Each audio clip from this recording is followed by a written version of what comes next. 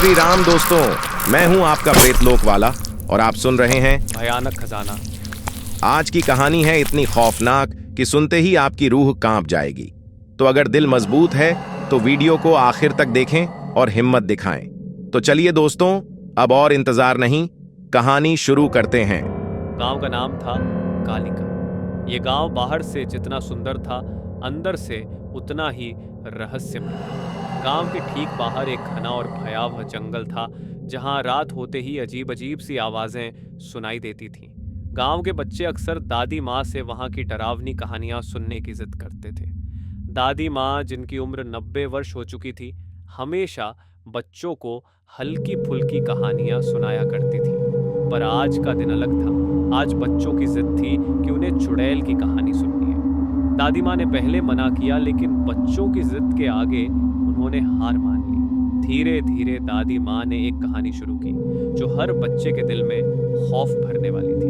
बहुत समय पहले इसी गांव के पास के जंगल में एक पहाड़ी पर एक खंडहर था, जहां कालिका नाम की चुड़ैल का वास था। ये चुड़ैल बेहद भयानक थी। उसकी आंखें अंगारों की तरह लाल और चेहरा इतना विकृत था कि उसे देखने भर से इंसान की जान निकल जाती। वह चुड़ैल अपने खंडहर में छिपे खजाने की रखवाली करती थी। कहते हैं जो भी उसके खजाने के पास जाता वह फिर कभी वापस नहीं आता। उसकी हड्डियां उस खंडहर के चारों ओर बिखरी मिलती थीं। सभी बच्चे अब खामोशी से सुन रहे थे। दादी माँ ने धीरे से कहा, एक दिन एक लकड़हारा उस जंगल में लकड़ियां काटने गया। उसे किसी ने चेतावनी दी थी कि वह पहाड़ी के पास न जाए, लेकिन उसने ध्यान नहीं दिया। जंगल में घूमते घूमते वह उस खंडहर तक पहुंच गया। वहां चारों ओर सूखी हुई लकड़ियां बिखरी पड़ी थीं, जिनकी तलाश में वह आया था।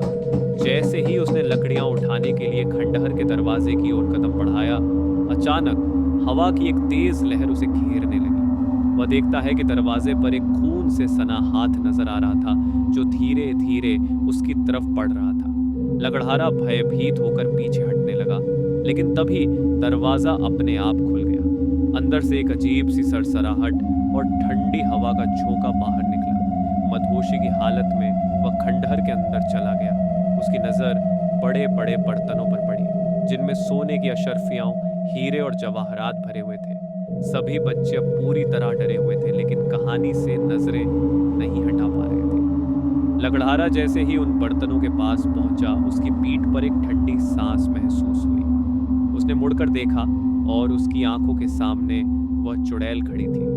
उसकी हड्डियों से बनी हुई पोशाक, उलझे हुए बाल और उसकी डरावनी हंसी। चुड़ैल ने लकड़हारे की आंखों में देखा और एक झटके में उसकी आत्मा को शरीर से खींच लिया। लकड़हारे की आंखें पल भर में सफेद हो गईं। वह वहीं गिर पड़ी। दादी माँ की आंखें अब और गंभीर हो गई थीं। कहते हैं जो भी उस खंडहर के अंदर जाता है वह वापस जिंदा नहीं आता।